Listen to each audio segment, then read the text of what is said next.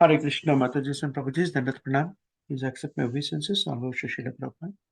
हम शिल प्रभुपाद जी से वचित भगवद गीता यथा रूप में दूसरा अध्याय 40वां श्लोक 40th श्लोक से चर्चा करने की कोशिश करें। बहुत ही महत्वपूर्ण श्लोक है। इस श्लोक के बारे में हम कई बार शिल प्रभुपाद जी ने इस श्लोक को कई बार दृष्टांत के रूप में हमें समझाने की कोशिश करते हैं।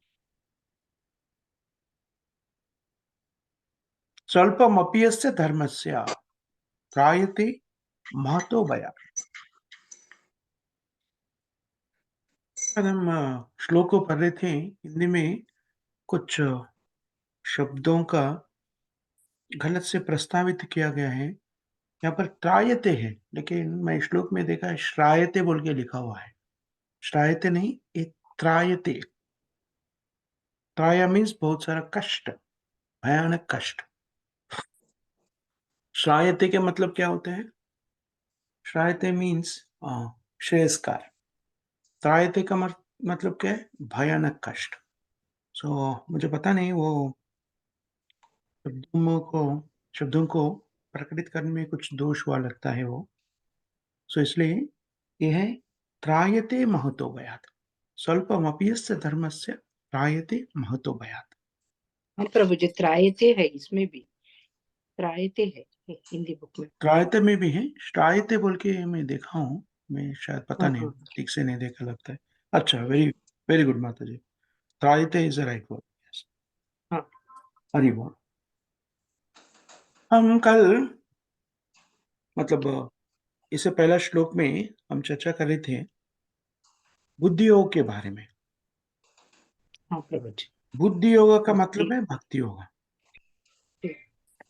तो इधर ये बता रहे कि वो भक्ति योग में स्वल्पमप्यस्य धर्मस्य त्रायते महतो भयात्। भक्ति योग अगर हम आरंभ किया है कई तरीका से, कैसे तो भी हम आरंभ किया है भक्ति योग में, वो बहुत बड़ा प्रभाव करते हैं हमारे जीवन में। केवल ये जीवन में ही नहीं, भौतिक जीवन में, अभी जो शरीर में है उसे भी नहीं, पूर्ण तरीका से आध्यात्मिक स्तर पर उसका प्रभाव होता है।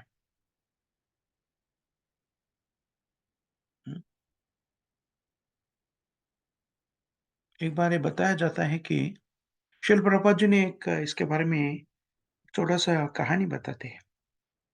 एक बार ऐसा होता है कि हाँ, डीटी रूम बोलते हैं ना हम, जहाँ पर अर्चा विग्रह को आराधना करते हैं, हम डीटी को लगाते हैं।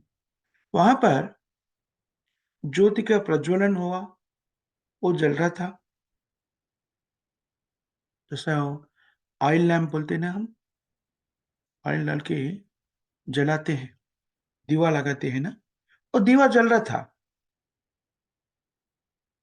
कभी कभी ऐसा होता है कि वो दीवा जलाने में जो क्या बोलते हैं, what is it called, wick. किससे प्रभु जी? हाँ, किससे किससे बाती। लगाया? बाती बाती नहीं म्हणता माता जी। बाती बाती, बाती बा, बाती। भाती। हाँ, जो अगर वो बाती थोड़ा नीचे चले जाता तो ज्योति बुझ जाते हैं। ऐसे एक स्थिति हो जाने वाले थे। तभी ऐसा एक चूहा, वो उधर आ गया, उसके ऊपर आ गया। वो सोचा कि वो चूहा सोचा कि कुछ खाने का चीज है, अच्छा देख रहे, खाने के लिए गया। वो जाके उसे छूने की कोशिश किया, लेकिन उसे गर्मी होता है ना, इसे भागना शुरू किया। वो चूके भागने का कोशिश में वो बाती जो है थोड़ा ऊपर आ गया। जो बुझने वाला था वो जलना शुरू किया पूर्ण तरीका से। ये एकमात्र कार्य से ओचुआ को मुक्ति मिल गया।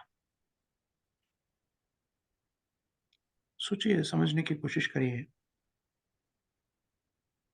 भगवान ने इचुआ का जो कार्य जो है वो सेवा का रूप में स्वीकार किया, अर्चविग्र का सेवा किया। वैसे कई दृष्टांत है हमको पुराण में मिलते हैं, शास्त्रों में मिलते हैं, ऐसे कई दृष्टांत। स्वल्पमपि यस्य धर्मस्य त्रायते महतो भयात्। छोटा सा भी हम भक्ति में छोटा सा भी कार्य करते, कृष्ण भावना में, भगवान कृष्ण की सेवा में स्थित हो जाते हैं, अगर हम पूर्ण तरीका से अ, एकाग्रता से हम भगवान की भक्ति करते हैं, वो कभी भी नष्ट नहीं होगा, उसका कभी नष्ट नहीं होगा। अगर आप 1% भी अभी भक्ति में रहते हैं, और 1% हो, 2% हो, 50% हो, कितना भी हो, अगर पूर्ण तरीके से 100% भी करते थे, जो भी कार्य करते हैं आध्यात्मिक स्थिति में, वो भक्ति करते हैं, वो हमारे साथ दूसरा जन्म में आ जाएगा। और पूर्ण तरीका से हम भक्ति करते हैं 100%, हम भगवान कृष्ण के धाम में चले जाएंगे। अगर हम पूर्ण तरीके से नहीं कर पाए, हमारा भक्ति का साधना जो है पूर्ण तरीके से नहीं हुआ, परिपूर्ण नहीं हुआ, फिर भी हम जो भी करते हैं, वो जो जितना भी भक्ति करते हैं, उसका फल हमारे साथ शाश्वत रूप से रहेगा, उसका कभी भी नष्ट नहीं होगा। श्रीमद् भागवत में भी इसके बारे में बताया जाते हैं। श्रील प्रभुपाद जी ने इस श्लोक में भी उनका टिप्पणी में बताते हैं, श्रील प्रभुपाद जी ने। कौन सा श्लोक है वो? त्यक्त्वा स्वधर्मां चरणाम्बुजं हरेत्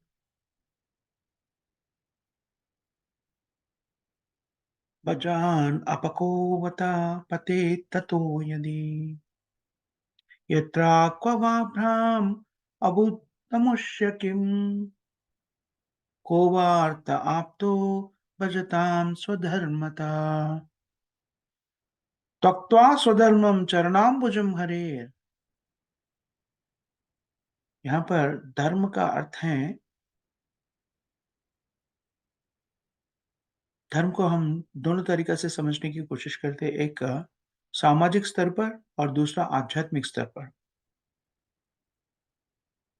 जो व्यक्ति ब्रह्मचारी रहते हैं, जो चारों वर्णों का और चारों आश्रमों के बारे में हम कई बार चर्चा करते हैं, ब्रह्मचारी, गृहस्थ, वानप्रस्थ और सन्यासी।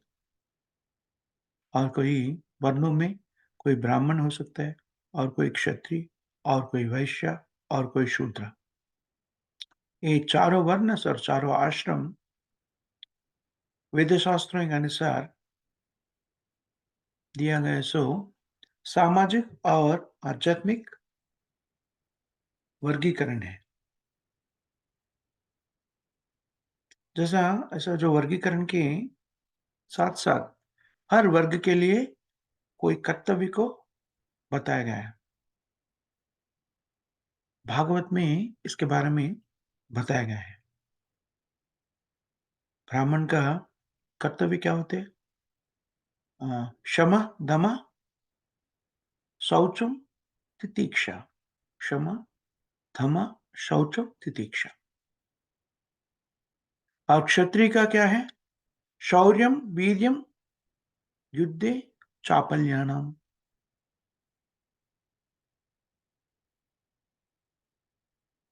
इस तरीके से कोई निर्देशित कर्तव्य है। लेकिन ये सब जो कार्य के बारे में जो बताया, कर्तव्यों के बारे में, वो बहुत, ये पूरा तो भौतिक है।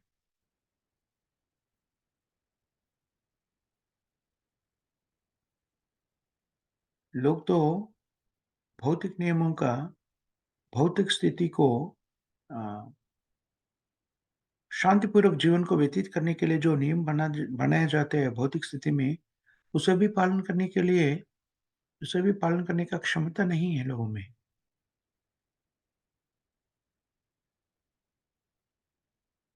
तभी तक हम भौतिक जीवन में रहते हैं। आधुनिक विज्ञान, आधुनिक नागरिकता के स्थिति को लेके हम अपना अ, प्राकृतिक स्थिति को भूल जाते हैं।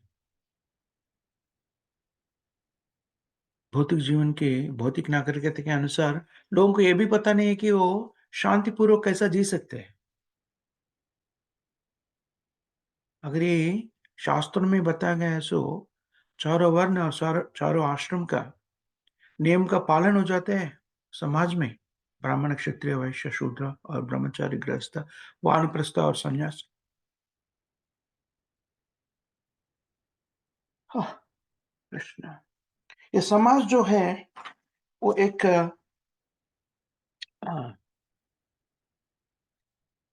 नियंत्रण पूर्वक आगे बढ़ेगा। समाज का कल्याण हो जाएगा अगर ये चारों वर्ण और आश्रम का नियमों का पालन किया गया तो समाज का उद्धार हो जाएगा। समाज का उद्धार का अर्थ क्या है? मानव जीवन का उद्धार हो जाएगा। अगर ये वर्ण और आश्रम के नियमों का पालन करे तो सब जीव जो मुख्य तरीका से जो जीव मनुष्य रूप को प्राप्त किया है, मनुष्य रूप को लिया है, उनको ज्ञान का प्राप्ति हो जाएगा। वो सचमुच में मानव नागरिकता का लक्ष्य है।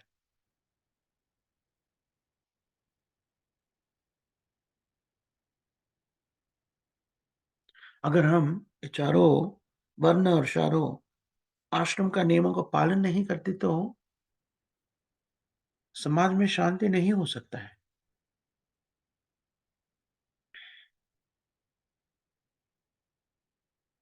अभी भी हम भारत में हम देख सकते कि कहीं कई जगह पर अभी भी वर्ण और आश्रम का पालन करने की कोशिश करते हैं, लेकिन वो भी ठीक से नहीं कर पा रहे क्योंकि वर्ण और आश्रम जन्म के माध्यम से नहीं, कर्म के माध्यम से गिना जाते हैं।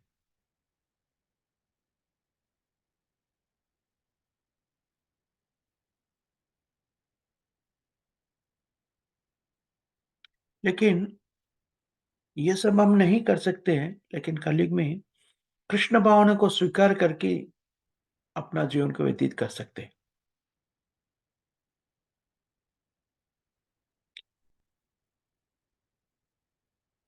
स्वकर्मणातम अभ्यारेण अभ्यारेण मतलब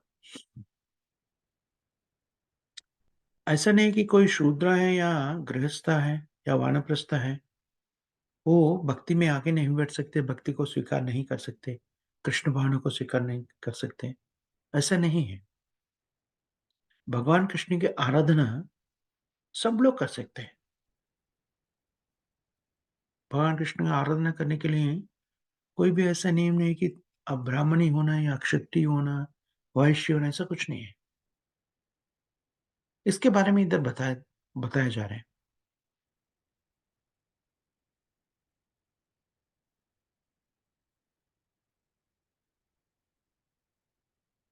अगर कोई ऐसा सोचता है कि मैं कृष्ण भावना को स्वीकार करता हूँ, तो मेरा स्वधर्म जो है, उसे मैं ठीक तरीक़े से नहीं कर सकता हूँ, वो भी ठीक है। क्यों ठीक है? सचमुच में हम जो अपना स्वीय धर्म का अ, स्वीय धर्म बोल के जो समझते हैं हम, सामाजिक स्तर पर, भौतिक स्तर पर, वो सचमुच में हमारा स्वीय धर्म नहीं है। हम जो स्वीय धर्म मानते हैं, भौतिक रूप में, सामाजिक रूप में, वो तो शाश्वत नहीं है। अगर देखिए आप एक अच्छा ब्राह्मण है, नहीं तो आप अच्छा क्षत्रिय है, नहीं तो वो एक अच्छा व्यापारी है, हुँ, नहीं तो राजनीतिज्ञ हो, परिपालक। अगर आप नहीं सोचते कि मैं कृष्ण भावना को स्वीकार करता हूं, मेरा व्यापार का नष्ट होगा, नहीं तो मेरा क्षत्रिय धर्म का पालन नहीं होगा, इसके बारे में चिंता करने का कोई भी जरूरत नहीं, ऐसा नहीं होगा। अगर ऐसा हो भी गया तो भी आप उपलब्धि में रहेगा, आपका कल्याण ही होगा। अगर आप पूर्ण तरीके से अपना भौतिक कार्य को छोड़कर कृष्ण भावना को स्वीकार करते हैं, तो पूर्ण तरीके से तो आपका जीवन परिपूर्ण हो जाएगा। इसके बारे में बताया जा रहा है इधर, स्वल्पम अपीयस्य धर्मस्य। नारद मुनि बताते हैं भागवत में, त्यक्त्वा स्वधर्माम, स्वधर्माम, स्वधर्म का अर्थ है कि जो व्यक्ति को निर्देशित कर्तव्य, तब तक हमारा शरीर है, हमें कुछ ना कुछ करना पड़ेगा। कुछ कार्य नहीं करते हम जी नहीं सकते। भौतिक भौतिक प्रकृति जो है वह हमें जीने नहीं देगा। वैसे ऐसा कुछ नहीं करेंगे लेकिन हमें सब कुछ मिल जाएगा, ऐसा नहीं होने वाला है। अगर आप एक देश का अधिपति हो, प्रेसिडेंट हो, प्रधानमंत्री हो, नहीं तो सामान्य व्यक्ति हो, सब लोग कुछ ना कुछ अपना कार्य करते रहते हैं।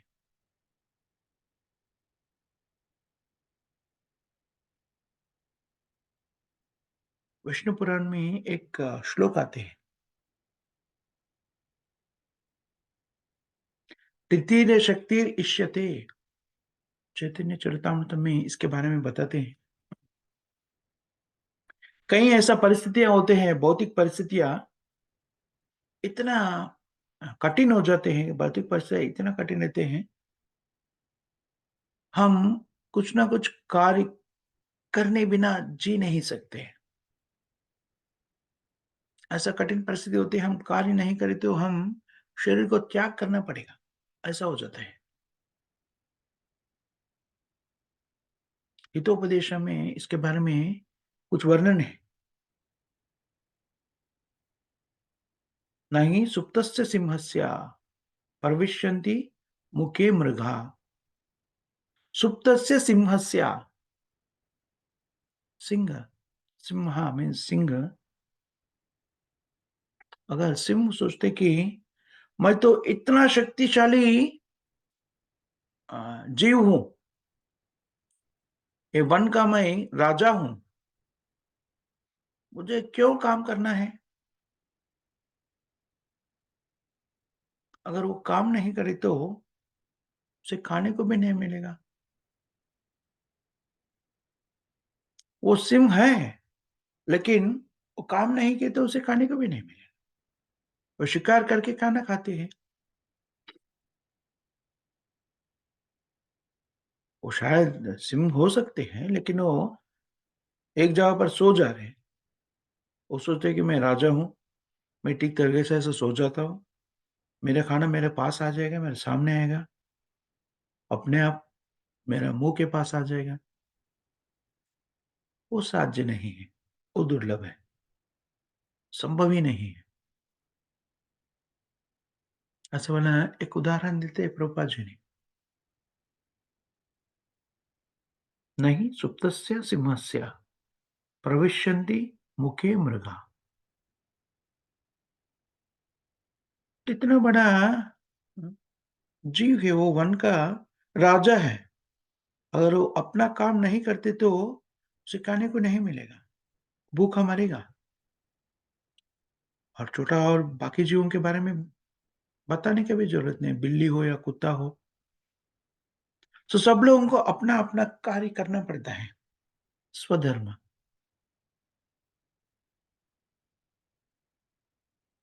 स्वधर्म का अर्थ है कि अगर आप ब्राह्मण हैं, ब्राह्मणिकल क्वालिटीज जो है, ब्राह्मण का जो जीवन का कर्तव्य बताया गया है ब्राह्मण का, वो कार्य करते जीवित को व्यतीत करना चाहिए।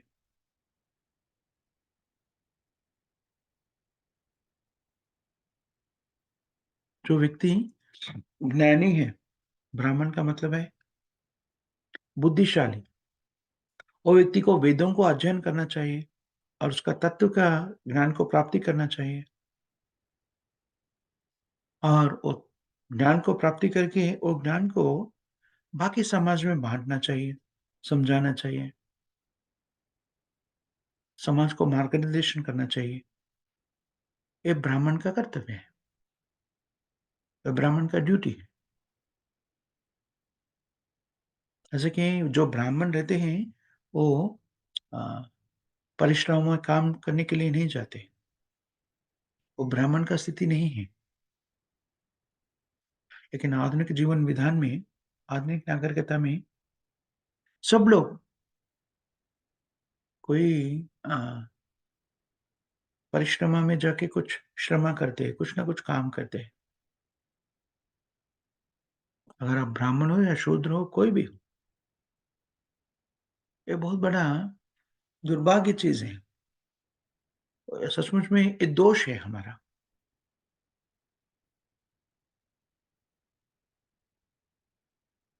अगर हम किस कार्य में निष्णात नहीं हैं, लेकिन वो कार्य करने के लिए हम आगे बढ़ते तो हम सफल नहीं हो सकते।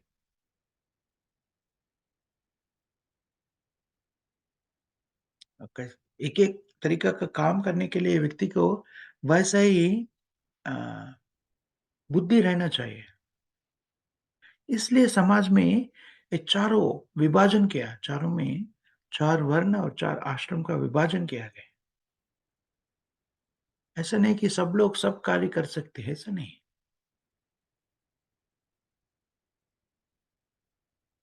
क्योंकि भौतिक जगत अ, तीनों गुणों के भौतिक गुणों के आधार पर ये अ, व्यवस्थित किया गया है। हम ऐसा नहीं देखते कि सब लोग एक ही तरीके का काम कर सकते हैं, ऐसा नहीं है। वो कई लोग अ, बुद्धिशाली से काम करते हैं, बुद्धि के साथ काम करते हैं, इंटेलिजेंट क्लास ऑफ मैन बोलते हैं।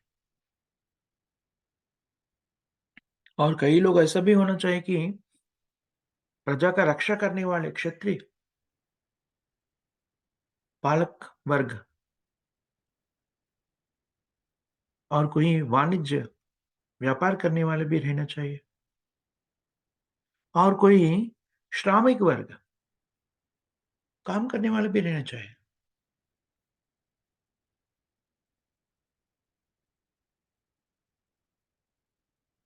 ये तो जो है वैज्ञानिक स्तर पर एक अच्छा-सा नियम है समाज में चारों वर्ण और चारों आश्रम का। और ये चारों वर्ण को अपना शरीर के साथ अ, पो तुलना किया गया है। जो ब्राह्मण है, अपना सिर, अपना बाहुओं को क्षत्रिय, अपना पीठ को वैश्य और पाँव को शूद्र। और ये चारों वर्ण का आवश्यकता है समाज को ठीक तरीके से आगे बढ़ने के लिए, समाज स्वास्थ्य तरीके से रहने के लिए ये चारों वर्ण का आवश्यकता है। और किसी को हम नहीं बोल सकते ये वर्ण का आवश्यकता नहीं है, ऐसा नहीं हो सकता है। और अपना-अपना वर्ण समाज में स्वधर्म का पालन करना चाहिए। तभी समाज एक स्वस्थ तरीका से आगे बढ़ सकते हैं, स्वस्थ रह सकते हैं। त्यक्त्वा स्वधर्मा, ये जो विभाजन है, ये भौतिक स्तर पर दिए सो विभाजन है। आध्यात्मिक स्तर पर जो कर्तव्य होते हैं, वो अलग होते हैं।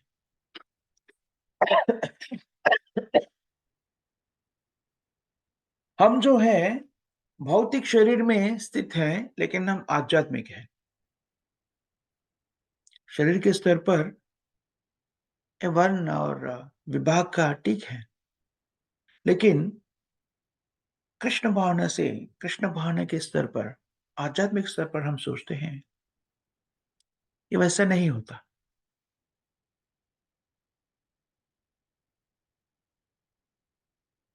आध्यात्मिक स्तर पर सबका कर्तव्य एक ही होता है। बाह्य रूप से वो ब्राह्मण हो, क्षत्रिय हो, वैश्य हो या शूद्र हो, जो भारतीय हो या अमेरिकन हो या रशियन हो या और किसी का देश का हो, कौन सा भी रंग में हो, काला है, पीला है, वैसा है। वैसा कोई भी चाहे हो शरीर का, और वो पुरुष हो या स्त्री हो, ये सब कुछ मान्यता नहीं रखते हैं। ये पूरा शरीर के आधार पर निर्धारित किए सो चीज़ है। अगर आध्यात्मिक स्तर पे आ जाते हैं, तो व्यक्ति सबका कर्तव्य एक ही है, क्योंकि सब लोग आध्यात्मिक स्तर पर आत्मा हैं। अगर वो आत्मा के स्तर पर हम ज्ञान को प्राप्ति करती, तो हम वो समझ सकते कि हमारा कर्तव्य क्या है। विद्या विनय संपन्ने ब्राह्मणे गविहस्तिनि सुनी चैव स्वपाके च पंडिता समदर्शिनः। भगवद्गीता का 5वां अध्याय में हम 18वां श्लोक में इसके बारे में अध्ययन करते हैं। आध्यात्मिक स्तर पर हम सब एक है, इसलिए हमारा कर्तव्य भी एक है। तो क्या कर्तव्य है? जीवेर स्वरूपे नित्य कृष्ण दास। जीवेर स्वरूपे कृष्ण नित्य दास।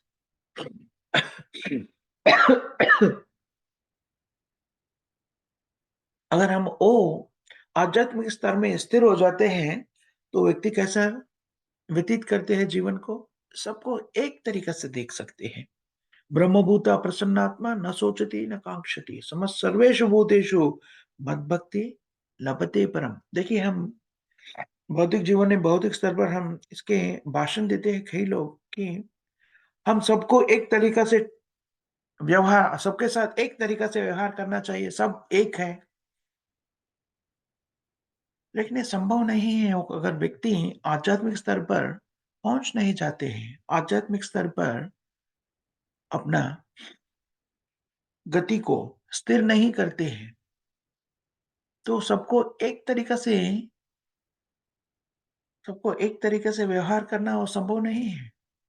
अगर वो आध्यात्मिक स्तर पर आ जाते हैं, तो सबका कर्तव्य एक हो जाते हैं, क्योंकि हम आध्यात्मिक स्तर पर सब लोग तो जीव हैं, जीवात्मा है।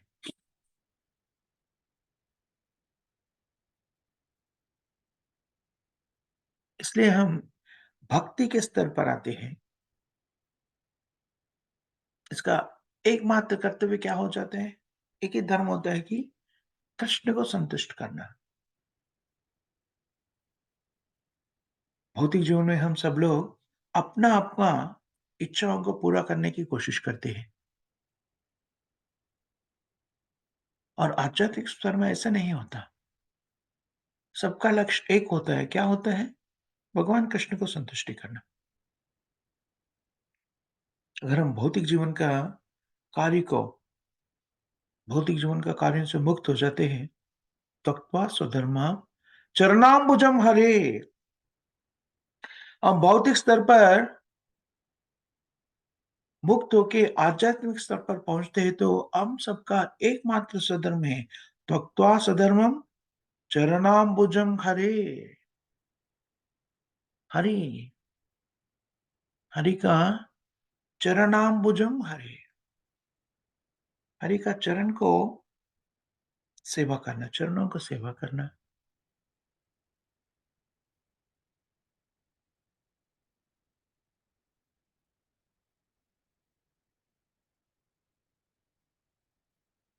अगर कोई प्यार से कहते हैं, कहीं कोई तो विमर्श करने के लिए कहते हैं, तो कई लोग ये कहते हैं कृष्ण भावना में जो रहते हैं, कृष्ण भावना के लोग हैं, वो बाज़ार में आते हैं, रोड में कीर्तन करते हैं, कृष्ण नाम का जप करते हैं।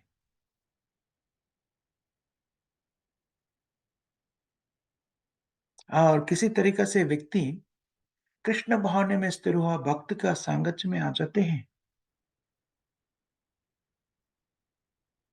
तभी उनका जीवन उद्धार हो जाते हैं।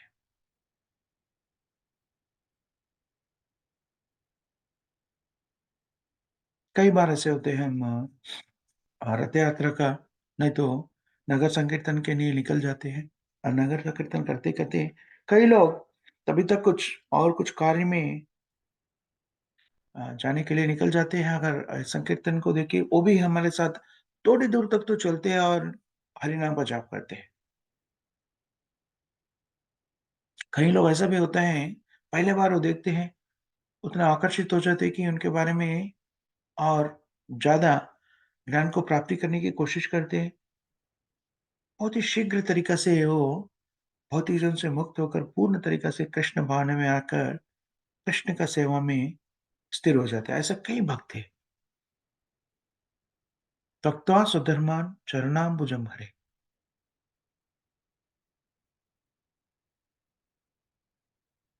अगर हम भौतिक स्तर से मुक्त हो जाते हैं, ये वर्ण और आश्रम से भी मुक्त हो जाते थे, हम समझ जाते कि हम ये शरीर नहीं है, आत्मा है।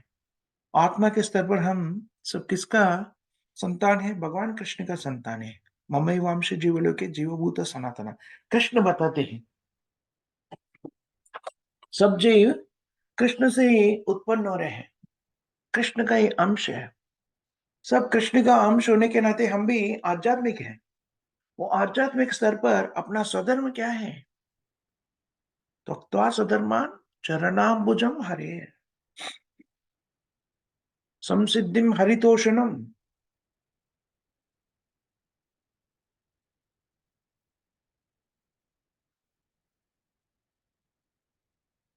ये बहुत ही महत्वपूर्ण चीज़ है। अगर हम कृष्ण भगवान को स्वीकार किया है, अच्छा है, तभी उसे पूर्ण तरीक़ा से उसका आचरण करना चाहिए।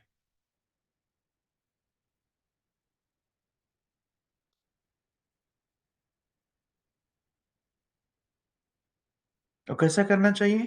त्यक्त्वा स्वधर्मान् चरणाम्बुजं हरेः भजन् अपकोवता। अगर व्यक्ति कृष्ण भावना को ठीक तरीक़े से आचरण नहीं कर सकते हैं, अगर कोई व्यक्ति ऐसा होता है कि 16 माला जाप नहीं कर पा रहे और कोई ऐसा होता है कि नियमों का पालन नहीं कर पा रहे, कई दिन वो अपना नियम को पालन नहीं कर पा रहे, अपना भक्ति मार्ग में थोड़ा आलसी हो गया। कहीं ऐसा देखते हैं कि भक्ति मार्ग में आकर भक्ति का ज्ञान प्राप्त करने के बाद कई लोग ऐसा होते हैं कि चारों नियम पालन करते हैं, 16 माला जाप भी करते हैं और इस स्थिति से अ अ, इस स्थिति से निकल जाते हैं और भौतिक जीवन में व्यतीत हो जाते हैं। माया बहुत प्रभावित है, बहुत ही शक्तिमान है। ऐसा हो सकता है, भक्ति में आने के बाद भी कभी-कभी ऐसा होता है कि हम भक्ति से जुड़ जाते हैं, निकल जाके भौतिक जीवन से जुड़ जाते हैं। माया बहुत शक्तिशाली है, इसलिए हम जागरूक रहना बहुत ही आवश्यक है भक्ति में। भक्ति को स्वीकार किए तो इसका अर्थ है कि हम माया से युद्ध का इसका मतलब है माया को ललकार है कि युद्ध करने के लिए। माया से युद्ध चलते हैं हमारा जो को स्वीकार करते हैं। इसलिए कभी भी हम जागरूक नहीं हो तो माया का अ, माया का बंधन हो सकते हैं।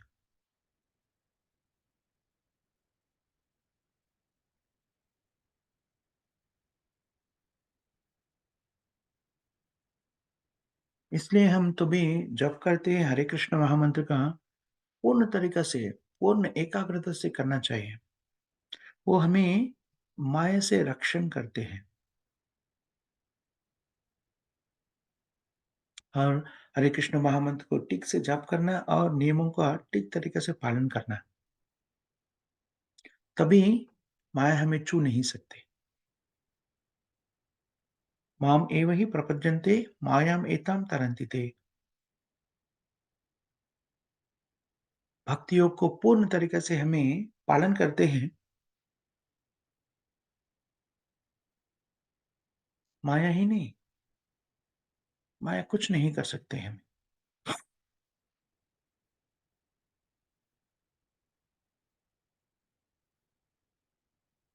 इसलिए इधर बता रहे हैं, भजन आपको त पते ततो यदि। यदि मतलब अ, यदि मतलब सब स्थितियों में और कोई व्यक्ति सब स्थितियों में भक्ति में स्थिर नहीं हो सकते, अपना भक्ति मार्ग से विचलित हो जाते हैं, तभी क्या होता है? यत्राक्ववा अभद्रम अबुदमुष्य किम। तभी क्या नष्ट हो जाते हैं? कुछ नष्ट नहीं होता। फिर भी वो उपलब्धि को प्राप्त करते हैं, फिर भी वो लाभ में ही रहते हैं। क्यों? थोड़ी समय के लिए अपना भक्ति मार्ग से विचलित हो गया है, लेकिन तभी तक वो पूर्ण भावना से, श्रद्धा के साथ जो भक्ति में कार्य किया है, सेवा किया है भगवान कृष्ण का, वो सेवा का फल तो उन्हीं के साथ शाश्वत रूप में रहेगा। तो कभी भी उसका कभी भी नष्ट नहीं होगा। ये बहुत ही ये समझना बहुत ही ज़रूरी चीज़ है। अगर हम कृष्ण भावना को ठीक तरीक़े से पूर्ण श्रद्धा के साथ करते हैं, और नियमों का ठीक से पालन करते हैं, हरे कृष्ण महामंत्र को ठीक से जाप करते हैं, तो उसे जो हमें लब्धि मिलेगा, वो शाश्वत रूप में हमारे साथ रहेगा। अगर कई कारण हम भक्ति भावना से दूर भी हो जाते हैं थोड़ी समय तक, फिर भी हम तभी तक जो कृष्ण का सेवा में कार्य किए थे, उसका उपलब्धि हमारे साथ शाश्वत रूप में रहेगा।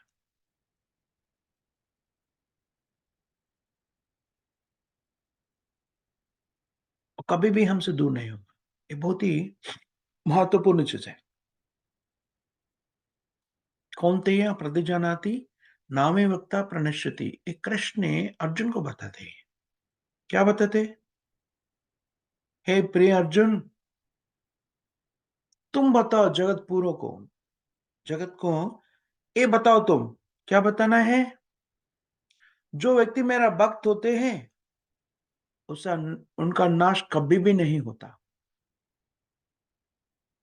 उनका रक्षा मैं करता हूँ। अहम त्वाम सर्व पापेभ्यो मोक्षयिष्याम्यष्ट। इसलिए हमें कृष्ण भावना को ठीक तरीके से करना चाहिए, पूर्ण एकाग्रता के साथ। ऐसा नहीं सोचे कि हाँ ठीक है, अभी बताया गया है, अगर मैं कृष्ण भावना से में विचलित भी हो जाता हूँ, तो फिर भी कोई नष्ट नहीं है। नहीं, नहीं, ऐसा नहीं सोचिए। ऐसा सोचना चाहिए कि मैं अपना कृष्ण भावना से विचलित क्यों हूँ? क्यों होना चाहता हूँ? अगर हम कृष्ण का शरणागति लिए हैं, उसे क्यों छोड़ना चाहिए? ये है मेरा जीवन। अगर ऐसा सोचने पर भी कई व्यक्ति माया का बंधन में आ जाते हैं, अपना स्थिति से भिन्न हो जाते हैं, फिर भी यह बताया गया है, फिर भी कोई नष्ट नहीं होगा। अभी देखिए, कृष्ण भावना में 50% 50% तक हो गया, अच्छा सेवा हुआ, और 50 तक का पूरा नहीं हुआ। अपना स्थिति से नीचे उतर सकते हैं हम। योग भ्रष्टो बजाए थे, लेकिन उससे क्या होता है? योग भ्रष्टो बजाए थे सूचिना श्रीमतम गेहे, योग भ्रष्टो बजाए थे। योग भ्रष्टा मतलब भक्ति के मार्ग में आगे बढ़ते बढ़ते कोई मार्ग से विचलित हो जाते हैं, उसे दूसरा एक मौका दिया जाता है।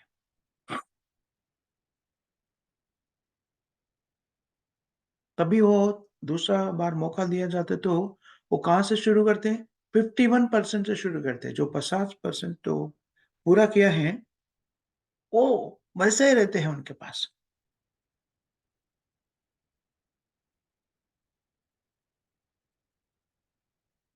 नारद मुनि इसके बारे में समझाते हैं, अगर आप पूर्ण तरीका से शुद्ध नहीं हुआ, फिर भी उसके बारे में डरने का कोई चिंता करने का कोई आवश्यकता नहीं है।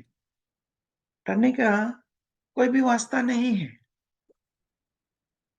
जो भी आप किया है, स्वल्पमपि यस्य धर्मस्य, और छोटा भी काम भगवान कृष्ण की सेवा में आप किया है, भगवान कृष्ण का सेवा छोटा भी, थोड़ा सा थोड़ा भी किया है, वो जो है क्या करते हैं? त्रायतो भवतो भयात्, भयानक स्थिति से हमें रक्षा करते हैं। कैसा रक्षा करते हैं? अगर हम भक्ति मार्ग को स्वीकार किए, योग भ्रष्ट अपना भक्ति मार्ग से विचलित हो गया, तो दूसरा हमें मौका दिया जाता है कि जैसा कभी मौका दिए तो कैसा आते हैं? कुवार्ता आपता अवचताम स्वधर्मता। मौका दिया जाता है, हमें कौन सा जन्म देते हैं?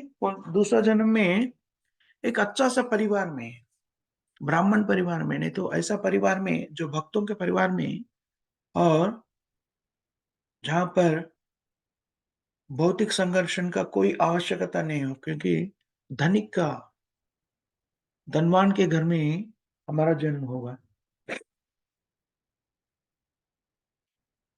और उसे हमें क्या होता है? भौतिक संघर्षण से मुक्त होकर हमें भक्ति के मार्ग में आगे बढ़ सकते हैं।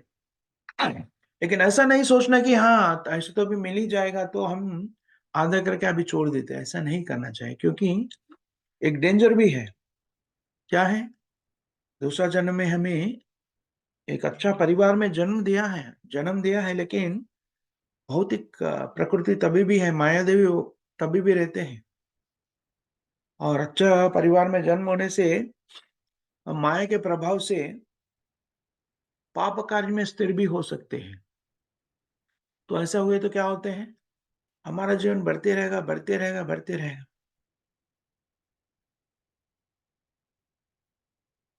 अगर हम पूर्ण तरीके से भक्ति भाव में स्थिर हो जाते हैं अभी,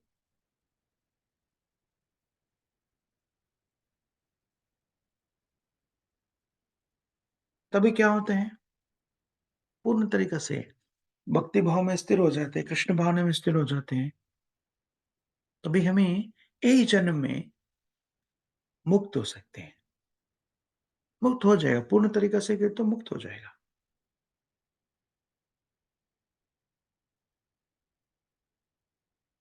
ये कृष्ण भावना को स्वीकार करके अगर हम पूर्ण तरीके से नहीं किया, फिर भी हमें ये लाभदायक है। अगर भौतिक जीवन का कर्तव्य जो है, जो ब्राह्मण है या क्षत्रिय वैश्य शूद्र जो भी है, उसका कर्तव्य को कितना अच्छा तरीके से भी हम करते हैं, तो शरीर के साथ पूरा नष्ट हो जाते हैं। अतः पुंबे द्विज श्रेष्ठा वर्णाश्रम विभागसा, स्वनुष्ठितस्य धर्मस्य संसिद्धिर्हरितोषणम। इसलिए व्यक्ति कृष्ण भावना को स्वीकार करके भक्ति में स्थिर होना चाहिए। भक्ति में हम छोटा से छोटा भी काम, छोटा सा छोटा भी सेवा किया है, वो शाश्वत रूप से हमारे साथ रहेगा। और भौतिक जीवन में हम कितना भी अच्छा काम किया है, पूर्ण तरीके से किया है, लेकिन वो हमारे शरीर के साथ पूरा नष्ट हो जाएगा। आप बहुत बड़ा कीर्ति को कमाया है, बहुत बड़ा धन कमाया है, ज्ञान को प्राप्ति किया है, भौतिक ज्ञान को। आप बहुत बड़ा वैज्ञानिक हो सकते हैं, नोबेल प्राइज भी दिया हो, फिर भी वो सब हमारे शरीर के साथ नष्ट होगा। एक ही चीज हमारे साथ रहेगा, जो हम आध्यात्मिक स्तर पर जो करते हैं, भक्ति जो करते हैं, वो हमारे साथ शाश्वत रूप में रहेगा।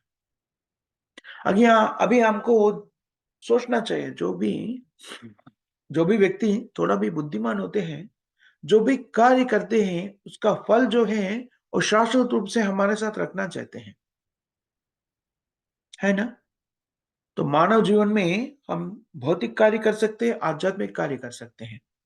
और जो आध्यात्मिक कार्य कर सकते हैं, आध्यात्मिक कार्य का अर्थ है कि कृष्ण भावना में रहना, और कृष्ण भावना में रहने के लिए जो भी करने के लिए आदेश दिया गया है वो कार्य करना। कृष्ण भावना में रह के कार्य करने के अर्थ है चारों नियमों के रूप में श्रील प्रभुपाद जी ने हमें बताया। कम से कम 16 माला हर दिन पूर्ण तरीका से, पूर्ण एकाग्रता से हरे कृष्ण महामंत्र को जाप करना है। हरे कृष्ण कृष्ण कृष्ण हरे हरे, हरे राम राम राम हरे हरे। और कृष्ण को समर्पण किए भोग को ही प्रसाद के रूप में स्वीकार करना चाहिए, और बाकी कुछ भी नहीं खाना। कृष्ण प्रसाद के बिना कुछ नहीं खाना। भक्तों के संगत में रहना चाहिए, और भगवान का दिव्य लीला को श्रवण करना, अध्ययन करना। इसे हम कृष्ण भावना में स्थिर हो सकते हैं। अगर ऐसा नहीं किया, अगर हम एक कार्य में स्थिर होकर पूर्ण तरीके से नहीं कर पाया, फिर भी जितना हम करते उतना का जो हमें लब्धि मिलते हैं, जो प्राप्ति होते हैं, वो शाश्वत रूप से हमारे साथ रहेगा। अगर भौतिक जीवन में हम जो भी कार्य करते हैं, ब्राह्मण हो या क्षत्रिय हो, शूद्र हो, जो भी है, जो भी कार्य करते हैं उतना पूर्ण तरीके से भी करने पर भी उसमें कुछ भी हमारे साथ नहीं रहेगा, शरीर के साथ पूरा नष्ट हो जाएगा। हमको थोड़ा भी ज्ञान है तो हम क्या करना चाहिए? जितना हो सके उतना कृष्ण भावना में रहने का, क्योंकि मानव जीवन तो जितना साल है उतना साल ही रहेगा। लेकिन अभी आप देखिए, हमारे पास 24 घंटा रहता है एक दिन में। हम कोई घंटा सोते हैं, कोई घंटा कुछ काम करते हैं, जो भी कार्य करते हैं ये 24 घंटे में, अगर आपको देखिए एक बार ठीक तरीके से सोचिए, हम जो भी कार्य करते हैं उसका फल जो है हमारे साथ शाश्वत रूप में रहेगा। और एक तरीका काम, और दूसरा तरीका काम करते हैं, कितना भी अच्छा करो उसका फल हमारे साथ नहीं रहेगा, 24 आवर्स के बाद पूरा चले जाएगा। अगर आप कौन सा काम करना पसंद करेगा? अगर जो ऐसा एक वर्ग का काम है, एक विभाजन का काम है कि वो कार्य पूर्ण तरीके से नहीं कर पा रहे, फिर भी जो भी जितना भी करते हैं ना, उसका उपलब्धि हमारे साथ रहेगा शाश्वत रूप से। और दूसरा तरीका काम है, हम बहुत अच्छा कर सकते हैं शायद, फिर भी वो 24 घंटे के बाद पूरा नष्ट हो रहे हैं। 24 घंटे इधर लगे अपना जीवन काल। भौतिक कार्य जो है जितना भी काम करते हैं पूर्ण तरीका से, वो पूरा हमारा शरीर के साथ नष्ट हो जाते हैं। लेकिन भगवान की भक्ति में जो भी कृष्ण भावना से जो भी कार्य करते हैं, भगवान कृष्ण संतुष्टि के लिए आध्यात्मिक स्तर पर जो कार्य करते हैं कृष्ण भावना से, वो कितना भी स्वल्प, कितना भी कम किया, और वो भी पूर्ण तरीका से नहीं कर पाया, फिर भी उसका जो लाभ जो है वो हमारे साथ शाश्वत रूप में रहेगा। इसलिए हमारा मानव जीवन जो है वो नियमित काल है। इसलिए जितना हो सके उतना कृष्ण भावना में रहने की कोशिश करना चाहिए। और कृष्ण भावना में रहने के लिए चैतन्य महाप्रभु ने कैसा कृष्ण भावना को अपना जीवन में उतारना है वो बताया है। और कृष्ण भावना को अपना व्यवहारिक जीवन में रहते पर भी वो सब कृष्ण भावना से कैसा करना हमें कृष्ण भावना ने बताते हैं। हमारा कार्य जो है, दैनंदिन कार्य, दैनिक जीवन में जो कार्य करते हैं, वो कार्य सबको भी कृष्ण भावना में कैसा स्थित करना चाहिए, हमें श्रील प्रभुपाद जी ने बताते हैं। चैतन्य महाप्रभु ने बताया प्रामाणिक आचरण से, इन द डिसिप्लिक सक्सेशन, प्रामाणिक आचरण के साथ परंपरा के अनुगत श्रील प्रभुपाद जी ने हमें बताते हैं वो कैसे करना चाहिए। देखिए, हम कई बार इसके बारे में चर्चा करते हैं। शरीर का जो लक्षण है, जो शरीर का आवश्यक चीज है, आहार निद्रा भयमय दूना, ये कार्य हम अपना इंद्रिय तृप्ति के लिए करते हैं, भौतिक स्तर पर करते तो वो हमारा कर्म बंधन का कारण हो जाते हैं। अगर यही कार्य हम कृष्ण भावना से करते हैं, हम इसके बारे में कई बार चर्चा किए थे। हम जो खाते हैं वो भगवान को अर्पण करके प्रसाद के रूप में खाना। आहार, निद्रा, जो सोते हैं, ये भावना से सोना चाहिए कि हम सुबह उठ के मंगल आरती अटेंड करना है, इसलिए आज अच्छे तरीके से सोना है। ये भावना से हम सो जाते थे, वो सोना भी क्या हो गया? कृष्ण भावना हो गया, भक्ति हो गया। देखिए, दैनंदिन जीवन में जो भी कार्य करते हैं, वो सब कार्य अगर हम कृष्ण को माध्यम से करते हैं, कृष्ण को संतुष्टि करने के लिए करते हैं अपना कार्य, तो पूरा भक्ति हो जाते हैं और अ, हमारा मुक्ति का मार्ग बन जाते हैं। इसलिए हम कृष्ण भाव से अपना जीवन को व्यतीत करना चाहिए। बहुत कष्टकारी नहीं है, बहुत ही आसान से हम अपना सकते हैं। पूर्ण तरीका से, पूर्ण विश्वास से हम कृष्ण भावना को अपना जीवन में उतारना चाहिए। ऐसा जीवन को व्यतीत करने से हम एक जन्म में पूर्ण तरीका से अ, परिशुद्ध हो जाते हैं, भगवान को धाम जा सकते हैं।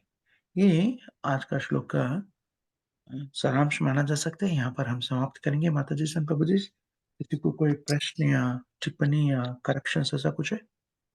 हरे कृष्ण प्रभु जी, दंडवत प्रणाम। हरे कृष्ण। प्रभु जी, अनजान में भी कोई हरे कृष्णा बोल दिए, हरे कृष्णा, भक्ति ना भी हो उनके हृदय में, लेकिन हाँ, एक भक्त को देख के हम हरे कृष्णा बोलते, वो भी हरे कृष्णा बोलेंगे, तो वो भी हाँ, काउंट होता ना प्रभु जी? बिल्कुल माताजी। वही तो, अनजाने में भी होने, वो सेवा भी भगवान ले लेते हैं, स्वीकार कर लेते हैं उसको। बिल्कुल, बिल्कुल माताजी। इतना इसके बारे में कृपालु है। हम इसके बारे में चर्चा नहीं किया, लेकिन श्रील प्रभुपाद जी ने हम्म, बताया ना, एक श्रीमद् भागवत में आते हैं। अ, ये अनजान में किए सो नहीं है, लेकिन अजामिल के बारे में हाँ, बताते हैं ना। थोड़े दिन के अजामिल, लिए, ओके। हाँ, थोड़े दिन के लिए भक्ति में रहते हैं, फिर वापस अपना हाँ, भक्ति के मार्ग से करेक्ट। दूर हो जाते हैं। फिर भी भगवान कृष्ण उसका रक्षा करते हैं।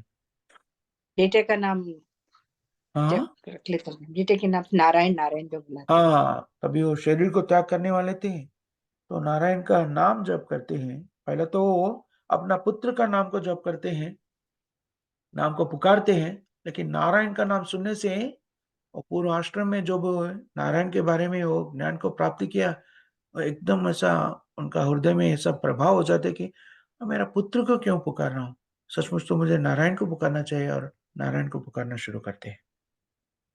हाँ प्रभु जी, अजामिल की कृपा, करेक्ट। हाँ, जामिल के। नारायण दूत आते ना उनको ले जाने के लिए, यस माता जी। यमदूत और नारायण के बीच में घर्षण हाँ, होता। लास्ट में उन्हें मुक्ति पाते ना प्रभु जी, भक्ति में आ जाते ना, फिर से उनको यस, अवकाश मिलता है। यस हाँ माता प्रभु जी। जी, थैंक यू प्रभु जी। उसे वही तो मैं सभी लोग का। दूसरा अवसर दिया जाता है। हाँ, दूसरा अवसर दिया जाता है कि वो भक्ति में स्थिर होकर फिर वापस नारायण के पास थैंक यू। वैष्णव चले जाए।